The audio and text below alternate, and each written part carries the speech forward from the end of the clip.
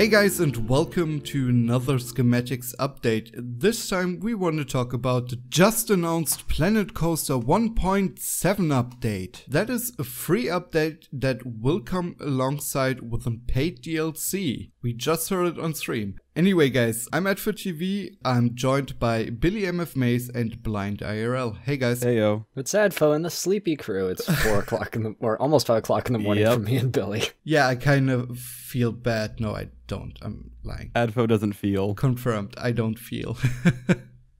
Let's talk a little bit about what Sam, Danny, and Ed just showed us and talked a little bit about.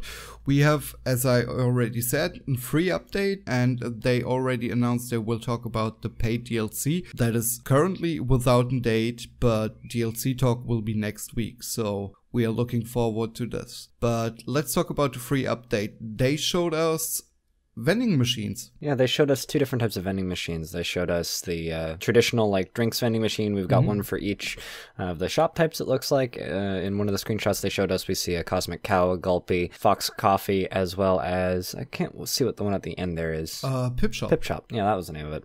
So like the kind of healthy beverages shop. And they also showed us a claw machine, so kind of your pretty standard redemption, go up to and grab stuff with an arm, and then they go the claw, just like in Toy Story, and then you get your free stuff. Well, not free stuff, but you get your stuff that you paid a lot of money for and tried 4 times to get, and are really frustrated now that the claws aren't actually grabbing onto the thing that you're trying to pick up.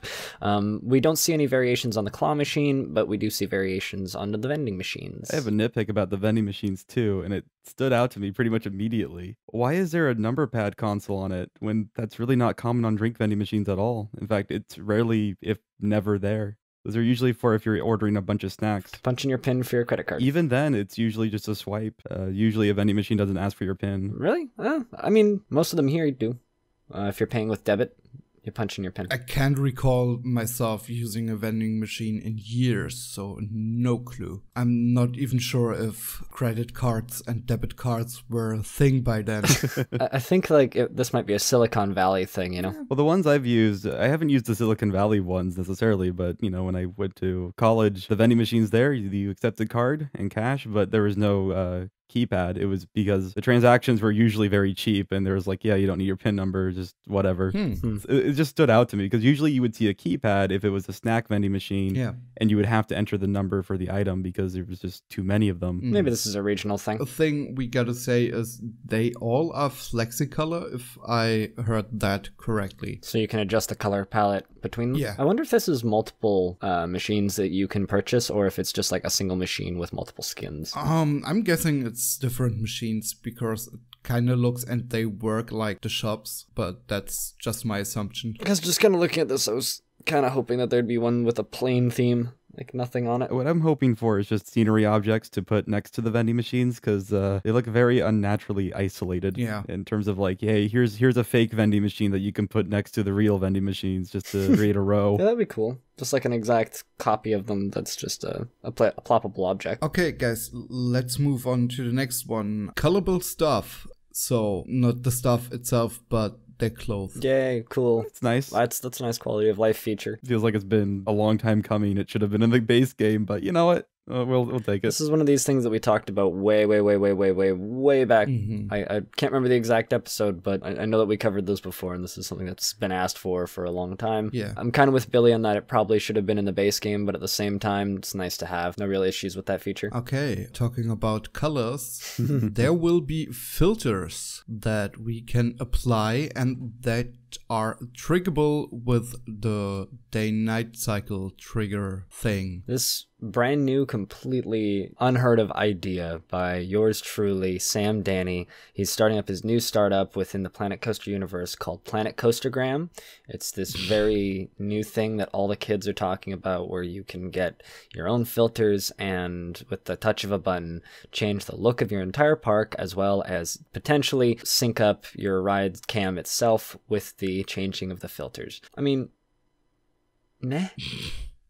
Yeah. I'm okay with it. In the case where, for me, and it also depends on your monitor too. Planet Coaster has always looked a little washed out. It looked a little like lifeless in a lot of ways. So adding filters is a way to make it look a little better.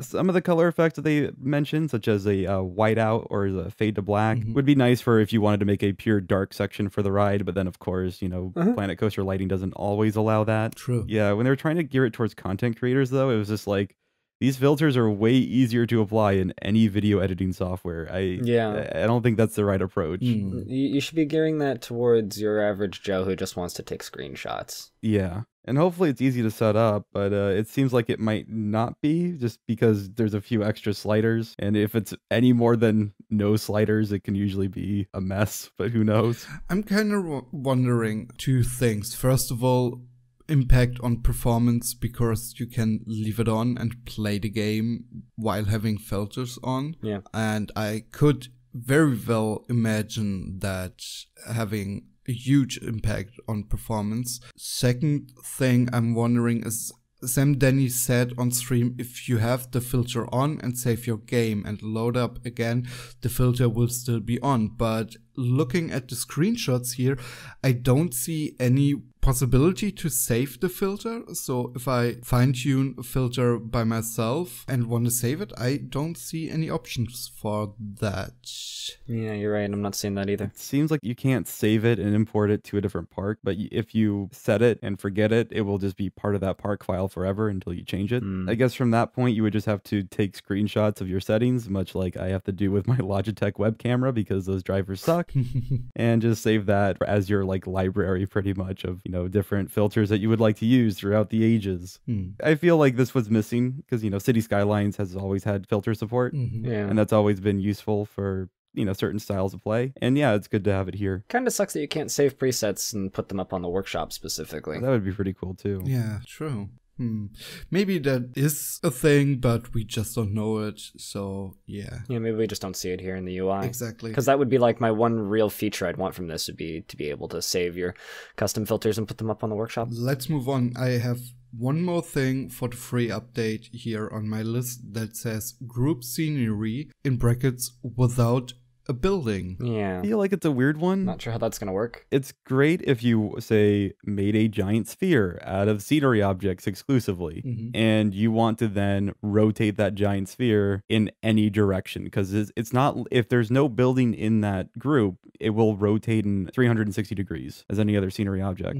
That works, but how difficult is it going to be to set up? Because, you know, getting a, 1 meter post and then dragging everything and then grouping that all together is really easy to do in the game. Hopefully it's as easy, or if not easier. DLC talk is next week, so we can only speculate, but do you guys have any idea or speculations what this DLC will be about? Well, I mean, it seems like arcade is definitely on the list there with the claw machine and all that, but it's probably going to lean more towards a midway style of setup, because trying to make an interior in Planet Coaster can be a little daunting, and it's hard to argue if the game really wants players to try to attempt that. I'm kind of expecting something along the lines of what Billy said, judging by what they've shown so far, and because they did kind of directly hint that this free DLC is going to go alongside of the paid DLC, so it's probably going to be something related to these. I'm kind of expecting something along the lines of large booths that are kind of pre-laid out that you can place, similar to rides that, say, for example, have 4 or 5 arcade machines in them,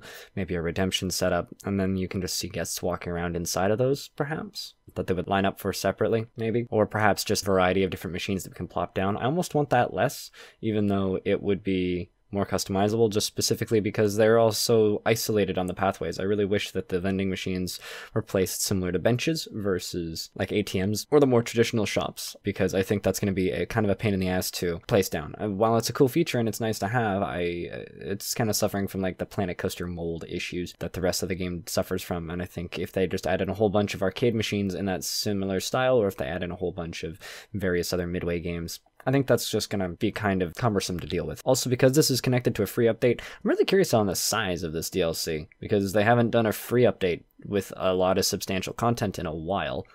That's not true. The last DLC had a free update with the flexi-colored panels, with the hotel and stuff like that. Okay, true. Tradition to always have more or less content in a free update alongside the DLC. To be honest, my first thoughts were, yeah, Carnival, Broadwalk, something along these lines, but now that I think of it, at least for Boardwalk, I'm not sure what items they can put into the paid DLC, because the paid DLC in general are more like content packs, and I'm honestly have no clue, because everything I'd need for Boardwalk I kind of have in the game already, at least items wise. Yeah. Well, in terms of a Boardwalk, I mean, it's really not that different from a Carnival, Right. and they could probably put in cheaper rides that we haven't really seen yet that would be even maybe portable, probably more in that selection, or maybe some of the less extravagant coasters out there. Anyway, I think we are pretty much clueless to this point. We have no idea, effectively. They didn't give us any ideas in the screenshots for sure. So Yeah, exactly. So maybe you guys out there have any wild speculations. If you have, let us definitely know in the comment section. And first of all, thanks Billy and Blind for getting up so early in the morning and recording this piece of content with me. No problem. hopefully we didn't sound like we're about to fall asleep. A little bit. We're not bored, we're just tired. Exactly. Anyway, guys, thanks a lot for viewing and listening. If you have any comments, questions, suggestions whatsoever, let us know in the comment section. If you really like this video and want to support us even more than just watching our videos, you may want to consider heading over to Coffee to buy Blind and Billy a coffee so they can get up next week at 4 AM in the morning again and talk about Planet Coaster just for you. Anyway, guys, thanks a lot for watching. See you next time. Bye. So long. Cheers.